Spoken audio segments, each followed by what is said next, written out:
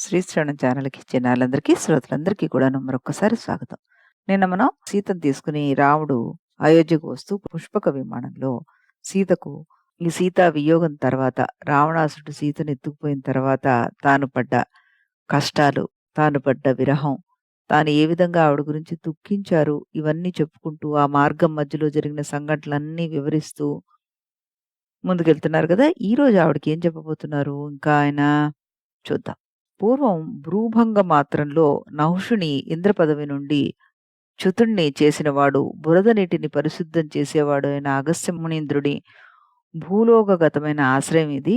విమల యశస్కుడైన ఆ మహాముని పేర్చే త్రేతాగ్నుల నుండి హవిర్గంధంతో కూడి పైకి లేస్తున్న ధూమం మన విమాన మార్గాన్ని ఆక్రమిస్తోంది. ఆ ధూమాన్ని ఆగ్రహించడం వల్ల రజోగుణం విముక్తులై అంతఃకరణ తెలియబడుతోంది అంటూ అగస్త్య మహాముని వారి ఆశ్రమం గుండా మనం పైకి ఎగురుతున్నాం అన్నది కూడాను చెప్పారు. మానిని ఇది శతకర్ణి మహర్షి క్రీడా సరస్సు. దీన్ని పంచాప్సరం అని అంటూ ఉంటారు.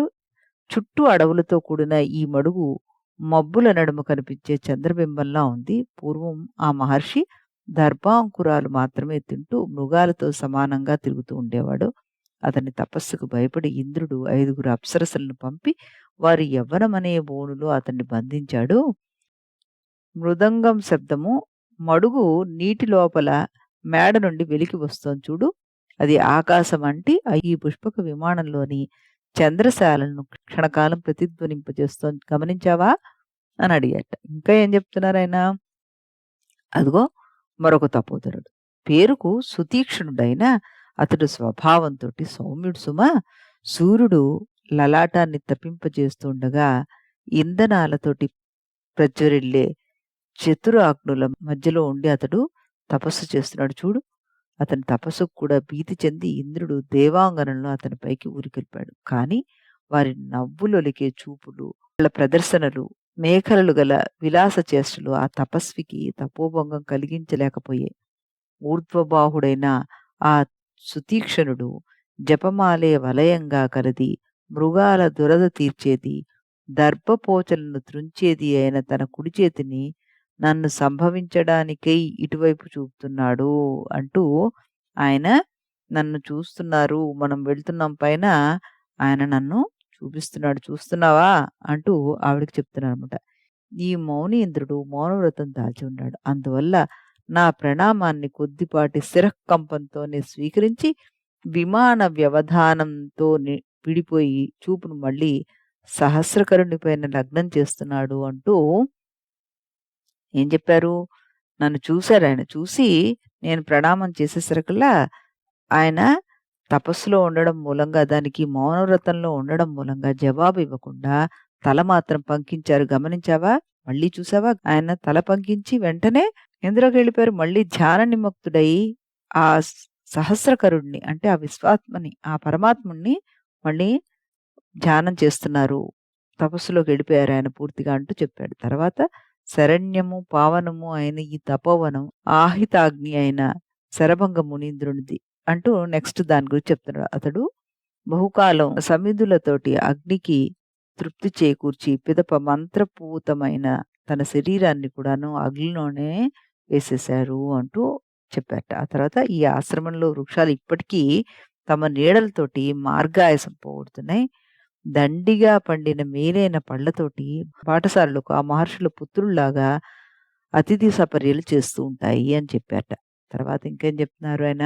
సుందరాంగి దరీముఖుడు నుండి ధారా శబ్దాన్ని కలిగిస్తూ శృంగం చివర తగులుకున్న మబ్బుతో కూడిన ఈ చిత్రకూటాద్రి మదించి రంకెవేస్తూ గోరాడగా కొమ్ము చివర మట్టి తగులుకున్న వృషభంలాగా నా చూపును ఆకట్టుకుంటోంది అంటూ చిత్రకూట పర్వతం గురించి చెప్పాడు. ఆ తర్వాత ఆ కొండ చెంతనే నిర్మలము నిశ్చలము ఆయన ప్రవాహంతో కూడిన సుదూరంలో ఉండడం వల్ల సన్నగా కనిపిస్తున్న ఈ మందాకిని నది భూదేవి కంఠంలోని ముక్తావళిలాగా భాసిస్తోంది అంటూ కవి ప్రతిభ తన కవిత్వం అంతా కూడాను ఈ కావ్యంలోనే బంధించేశారా అన్నట్టు అద్భుతంగా రాశారు. అందుకే మహాకావ్యాల్లో ఒకటైపోయింది ఈ రఘువంశ కావ్యం.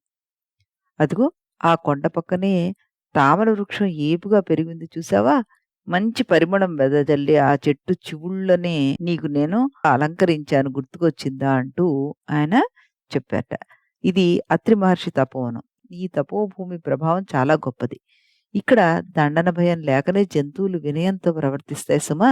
వాటికేమి ఎవరు మందలించాలని కూడా లేదుట. చక్కగా అవి ఆయన వనంలో ఉండడంతోటే సాత్వికం అయిపోయాయి అని చెప్తున్నారు. పూయకనే చెట్లు ఫలిస్తాయి. ఇక్కడ సప్త ఋషుల స్వహస్తాలతోటి స్వర్ణ కమలాలను కోసుకుంటారు.